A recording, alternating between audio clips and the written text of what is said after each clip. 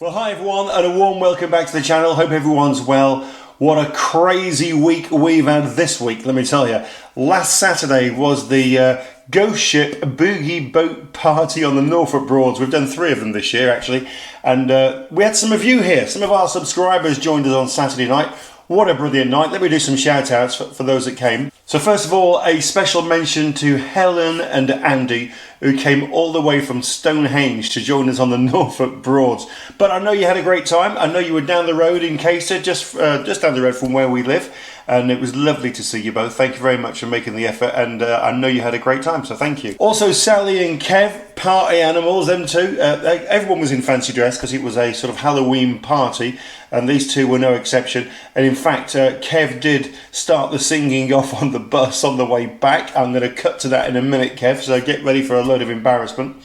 And also Fiona and Gary from Norwich also joined us, and Helen has asked me to say, especially to you two, thank you for the lovely, well, what ended up being a lovely bottle of Prosecco.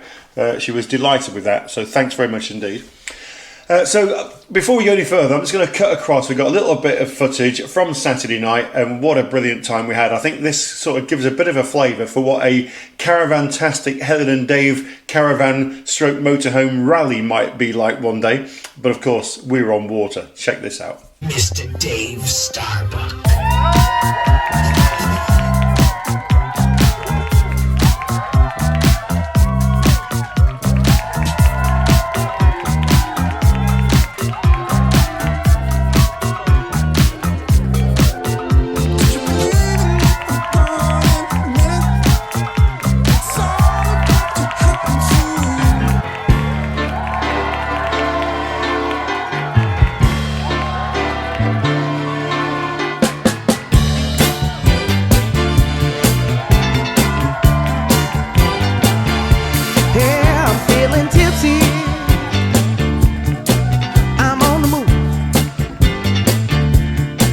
We're getting frisky.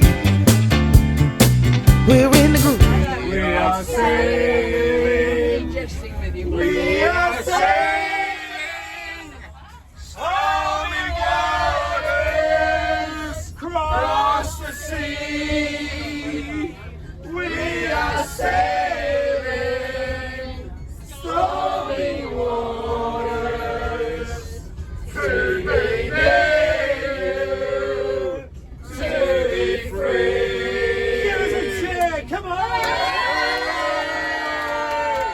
So that was all on the Saturday night. Sunday was really a day of recovery, if the truth be known. We've had my daughter Gemma's birthday this week as well. And more recently, we've had our granddaughters Lauren and Layla celebrating their birthday. So we've been backwards and forwards to Norwich for them. We've had Savannah, one of our younger granddaughters, been over for a sleepover at Nanny and Rara's. Which has been pretty hectic, and it's her birthday this coming Saturday, so we've got stuff to plan for that as well. Helen's birthday also happens to be in a couple of weeks' time. She shares her birthday with the King, so you can work out when that might be. She's also been really busy because she told you in our last video when we did the Q&A on Sunday, I think she told you that she'd had some challenges with her hip, got a fracture in her hip, and she also has to have some physio. So she's been backwards and forwards to doctors, hospitals and appointments to try and get that sorted out. Hence why she's not here at the moment as well. So she passes her regards on to all of you, and thank you for all of the lovely comments from the last Q&A session that we did, wishing her well. So it's really been that bonkers that I've not had the chance to be at home to do all the things I would normally need to do in order to put a video together, which is basically a day and a bit of editing. So I've sort of tried to make life a little bit easier for myself, and instead what we're doing today is we're going back in time, folks. We're going to do a bit of a throwback or a rewind to 2022, but it's very relevant. And although I'm aiming this particularly at the absolute beginners audience out there, it's relevant to everybody. And it's about getting ready for winter caravanning, because 3 years ago we just kept going. And some of you I know are out caravanning right now, or out with your motorhome. And some of you I know are planning to keep going for as long as it's possible to do so. So what I'd like to know in the comments down below, those of you that are still at it, who miss this, where are you going? How are you doing it? Are you going full service then, or are you making any adjustments because it's winter time? And if so, what sort of adjustments are you making? So full service, hard standing, that sort of stuff. And how far are you prepared to travel? That would also be something I'd be quite interested to know. So as for us, nowhere at the moment. We've got plans in for the new year. Right now, they could be a little bit like that. So we'll have to sort of mark your card and update you when we've decided whether that new year plan of ours is actually still going to go ahead or not. Now, if it doesn't go ahead for any reason, I'll have to follow through and start getting our caravan winterized. So there'll be a bit of a video to come on that. But for now, let's go over to a younger Dave, albeit 3 years ago, and some advice on winter caravanning, but then come back, so I'm going to tell you a little bit about some plans that we've got for future videos. So I'll speak to you shortly.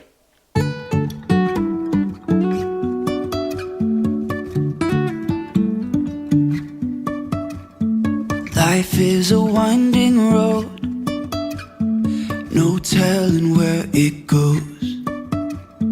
Driving through days and nights, won't stop for traffic lights. And I really wanna know if I'll ever figure out where the road goes. Right. Oh, nice cup of tea, can't beat it, can you? Well, a warm welcome back to the channel, everyone. Hope you're keeping well. If you're new, my name's Dave, this is Caravantastic, and it's all about our caravanning adventures around the UK. More often than not, we're giving you little site reviews, walks and talks about the places we visit, and occasionally I do a little video from the caravan. And I just thought to myself, as I was getting the logs in there, ready for winter at home, what about winter in the caravan? Now, you might be thinking about putting your caravan into storage for the winter, and if you are, well, you might want to think again after this video. Because when we got our first caravan, we certainly used to put it away for the winter. You know, end of October, bye-bye. Beginning of March, hello, time to go caravanning again. But actually what we've learned is autumn and winter caravanning can be an awful lot of fun. Yes, you've got to make a few adjustments, of course you have. You know, things are a little bit different. So, since the 21st of June, the nights have been drawing in. But the days are so long that you don't really notice it, because it's coming in, it's drawing in the morning, drawing in at night. But we're always probably still in bed anyway, so we don't notice it. But I'll tell you what, by the time you get to the end of August, and now here we are in the middle of September, then you really start to see the changes. It's certainly not getting lighter until later, and it's getting darker an awful lot earlier. And of course, by the time we get into the end of October, and the clocks change, so spring forward, fall back, so the clocks go back at the end of October, then the nights really draw in, don't they? The days become particularly short and not very light. But we've got trips planned all the way through every month until January next year. And that includes a break between Christmas and New Year. So we've got no plans at all to be shutting down for the winter. So if you're going to keep going, what are the key considerations? Although some sites do close down for the winter, there are many sites that are open all year round. And one of the benefits is that pitch fees are generally quite a bit cheaper in the winter months than they are in the summer. I suppose you'd expect that. It's low season. It's also a lot quieter, which is rather nice. Now, you need to be mindful because some sites are now starting to charge separately for electricity. So that's something for you to think about and something to plan for when you're booking sites through the winter months. Also, if you like to go off grid, the key consideration is going to be the lack of solar. So make sure that your power banks are well charged before you leave, and you're almost certainly going to be using a lot more gas than you would have done normally. So make sure you've got plenty of gas in supply before you head off on your trips. What we certainly find, though, through the autumn and winter, that a hard standing pitch really does come into its own. We moan, don't we, in the summer months when we can't get the awning pegs in. In the winter, we're all crying out for a hard standing pitch. Well, we are. You know, I know some people still like to get out there on the grass, but it does get wet, it does get damp, and it can get rather muddy. The other thing, of course, is you're almost certainly going to use a lot more electricity, and you're going to have more appliances on through the winter. So a 16 amp electric hookup is a real breezy bonus if you can get one. Undoubtedly, the biggest impact on your autumn and winter caravanning is going to be the weather. It goes without saying. So you need to consider really two things. One is keeping safe, and how do you keep warm? And that's whether you are in the caravan or if you're outside the caravan. Now, if you're anything like us, you're probably already starting to think about those wonderful autumn colours, the cold frosty mornings and days, and the lovely crisp winter walks, the hot drinks, and the snuggling up to your favourite cushion. Sorry Helen, I mean to your favourite wife. I've only got one. So what sorts of things do we do to get the caravan ready for our autumn and winter trips? No matter the age of your caravan, it's a real must that you have an annual service. Our annual service is in August. We just had the service a couple of weeks ago. Now, a reputable service engineer will conduct a thorough itinerary of checks and adjustments to ensure that your caravan is safe and functional. And they'll also issue you with a report, a certificate, and they will log the service on your caravan manufacturer's database. Now, I'm not going to go through the whole of the service report, but the essentials are, of course, tyres, brakes, gas, battery, including your battery charger, smoke, and your carbon monoxide detectors. I just want to draw some particular attention though to your tyres. The key thing about caravan tyres is they almost certainly will not wear. The tread on them will probably look really good. It doesn't mean you've got a good, safe tyre on your caravan. The biggest issue with caravan tyres is deterioration over time, particularly on the side walls. Now you should really replace your caravan tyres every 5 to 7 years. The ones we have are currently 4 years old and they are in really good condition, but next spring I'm going to be changing the tyres, and that includes the spare as well. They're not really expensive in the great big scheme of things, and I just don't think it's worth the risk. So 5 years, they're going to be off. Now I did do a video all about caravan servicing last year, so I'm going to put a little link below in the comment for you to find that. You might find that really useful. Again, it doesn't go into great detail, but it highlights some of the key points around the importance of getting a caravan serviced. So one thing I'm not trying to do here, I'm not trying to be some sort of driving or instructor or a caravan instructor. You know, I've just got 6 years of caravanning experience myself, and I've learned by doing. As I mentioned in videos before, the best way to learn anything is by doing. But one thing we've never done is we've never skimped on health and safety. So when it comes to winter towing, you know, you need to just consider what I think is real common sense. But that is, you know, with the weather conditions being slightly different, you'll need to be thinking about how you adjust your driving style and your towing style when you're out and about on the road in the winter. Now, one thing we've really enjoyed this year actually is keeping fairly local. Yes, we have been up to Scotland, I know, and we have done some other trips. But, you know, with the price of fuel being what it is, we've kept it pretty local in the main this year. That saved us a fortune. But we are about to embark on quite a big trip, and we're going to be going down to the south coast, over to Dorset, around to the Cotswolds, and then looping back round and back home over a 2-week period. So we've got a fair bit of driving to do. Now, I know we're not really into the depths of winter yet, but those nights are drawing in. The days are a bit duller, a bit like today. It's raining, it's dark. So I will absolutely make a point of ensuring that I've got some lights on and that the running lights on the caravan are also on and visible. Because the key thing is, when you get into the depths of the winter especially, that the road surfaces can become wet, they can become slippery and icy. We just need to adjust our driving style. Actually, summer or winter, you know, keep your distance. Watch your speed. You know, if you're new to caravanning, you may not be aware. You know, there are speed limits on the road, of course there are, but when you're towing a caravan, the law is different. On a motorway, where you can normally drive along at 70, the maximum speed is 60, and that also applies on dual carriageways. But if you're in a sort of national speed limit area on a single carriageway road, where you can normally drive at 60, in a caravan, you can only drive at 50. The thing to mention here is these are maximum speed limits. Progressive braking, really important. Read the road ahead, brake in advance, all that sort of stuff. So let's get down to a bit of nitty gritty. You know, we want to be really comfortable and we want to be really cozy. And we generally really are. And that's one of the reasons why we thoroughly enjoy caravanning all through the year. Now, one thing that we're really blessed with in this particular caravan is an Aldi heating system. You know, it's like Ready Brek, it's like central heating for kids. You know, this is absolutely brilliant. All the way around the perimeter of this caravan are radiators and hot pipes that just run all the way around from the Aldi heating system. If you're not familiar with an Aldi heating system, it really is just like your central heating system at home. It runs off gas or electric. We tend to, in the main, be using it off electric, I have to say. And and it is extremely efficient and just keeps this caravan so toasty warm. We often find ourselves having to turn it down or even turn it off because it gets so warm in here, you wouldn't believe. Now, our previous caravan, which was the first caravan we ever had, that had warm air heating. And in the winter months, we did struggle with that, which is one of the reasons why we didn't really do much winter caravanning. When it was up and running, it was fine, but we had to boost it, and we often had to boost it with like one of those electric fan heaters, you know, and that was great. But the minute you turned it off, it just really dropped down the temperature, and we found it particularly cold at night time when we were in bed. So, you know, if you've got a warm air system, you know, it might be fine for you. You might be really happy with it.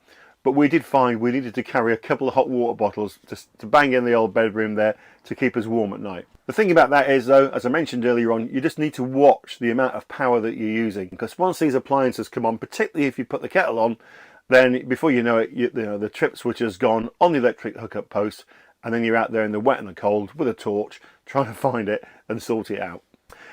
We have to adjust when we go outside. Of course you do. You know, we're moving into the winter, so we need to wear different clothes. I've been wearing t-shirts, cut-down jeans and flip-flops for the last 4 or 5 months. You know, it's been brilliant.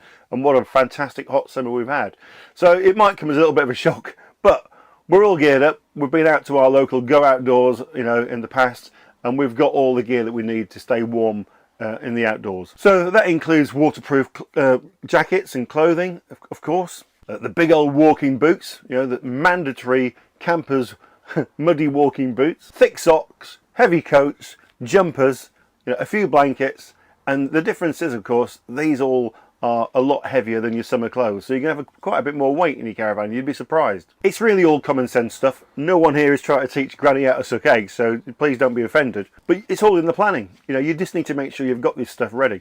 You'll need to consider, of course, when these items of clothing are getting wet, how are you going to dry them out? We dry them out in the shower. We just hang them up in the shower, our jackets, when they're wet.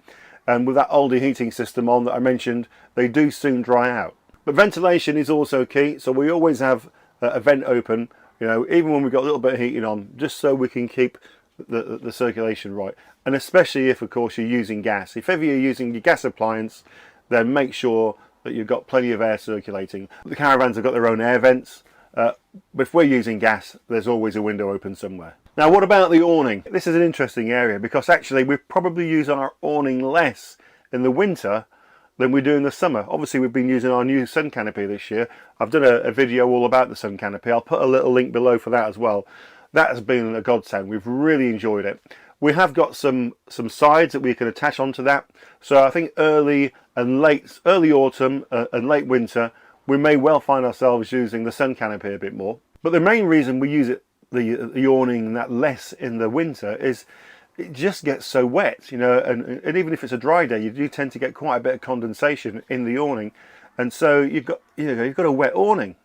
But the benefits are it does give you somewhere to get those wet clothes off and the muddy boots off and get your slippers on before you come into the caravan. So it's a real pros and cons situation that you've just got to weigh up for yourself. The other good thing, of course, as well, if you've got an awning up this time of year, you know, you don't get the draft when you open the door quite so much. So, you know, there are benefits to having the awning up. But packing away a wet awning is an absolute nightmare. It's one of the worst jobs in the world. And it's not good for the awning to be put away wet. You know, if you do get home with the awning wet through, you know you need to get that out and get it dried out as quickly as possible. And of course, the other key thing with an awning is where the weather's concerned is mainly the wind. Most awnings are waterproof, or at least 90% waterproof, but the wind is the biggest problem you'll have with any awning. So you do need to make sure that you've got your awning anchored down well. Get the storm straps out.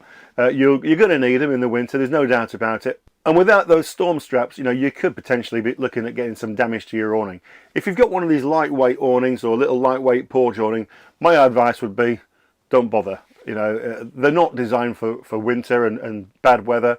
If you've got an awning that's a strong, heavy, well-built one, that's the one that you want to be using through the autumn and winter, not that little lightweight porch awning. We've got one of those. It's lovely in the summer, but I wouldn't dream of putting it up in the winter time. Because the other thing you need to think about is the water. If it's particularly cold, you know, the aqua roll, there's every chance outside that could freeze. And if it's not the aqua roll, it's it's your pump. That could freeze, and then you're going to have a challenge with water supply. We never drink water from the tap in the caravan, never have done. We purely use it for washing up. So we've always got plenty of water inside the caravan anyway, which we use for making our tea with. But it's always a good idea, I think, to insulate your aqua roll. You can buy a blanket to do that, or you can make your own. If you've got an old thermal coat or something, a nice warm coat that you don't wear anymore, you could always make your own. It doesn't really matter. It's more about the aesthetics, really. But you can buy a purpose-made aqua roll jacket for the winter. Which brings us on to the weather. I'm going to talk about that just in a little bit more detail, because that is the key thing to why you might or might not want to go winter caravanning. Now, if you were a sailor, you would spend your life observing what's happening with the weather currently outside the window, what the forecast is, short term and long term, and then you'll make all your sailing plans based on what the weather is either doing now or being forecast to do in the future. And that would be my top tip for winter caravanning. One, stay local if you can. You don't have to go a million miles away. Keep an eye on the forecast in advance. With it being much quieter in the winter, you don't have to be booking up weeks and months in advance. I know we have got some plans in advance, but in the main you don't have to do that.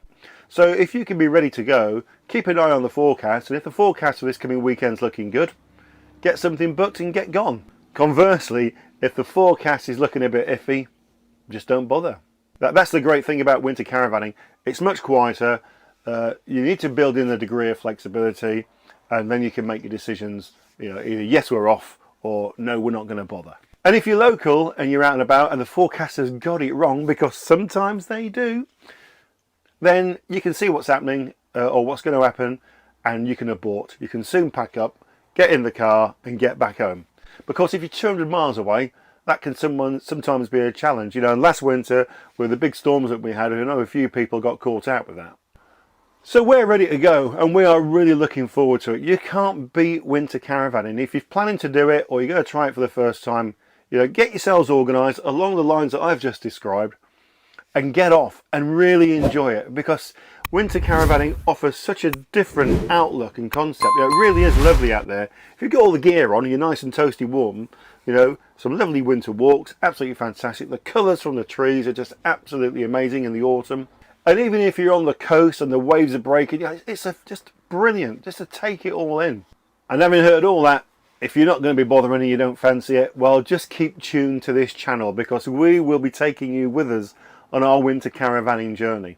Well, I hope you find that useful, especially if you're a sort of a newbie. That might be something that you might find useful. And winter caravanning is good, particularly I think if you've got a great heating system, and also if you've made those adjustments. Of course, the weather can be inclement. We don't mind the cold weather, don't mind even a bit of snow and stuff like that. But if it's particularly windy, that's when I get a bit concerned about taking the van out. If the truth be known, I'd rather just not bother. So again, interested in your thoughts on that, whether the weather's a big factor or not for you. Now, just wanted to mention the plans for next week. I want to do a video next week a little bit about preparing for off-grid caravanning. Summer or winter, but I've got a new piece of kit that's been sent to me that I'd like to share, which I think for anyone who's potentially going to go off-grid is really worth looking at. So I'm going to do a video on that next week. Yeah, so I hope you can join us for that one. So like I always say, if you have been, thanks for watching. Don't forget to hit the subscribe button, give us a thumbs up and hit the notification bell, and then you'll know when all the videos are coming out. And a massive thank you to everyone who's joined the channel as a channel member. We really do appreciate your support. It means an awful lot to us. So we'll catch you next week in another video, but until then, have a great time and we'll see you soon. Bye for now. Say bye, Helen. Bye. Say bye, Bella.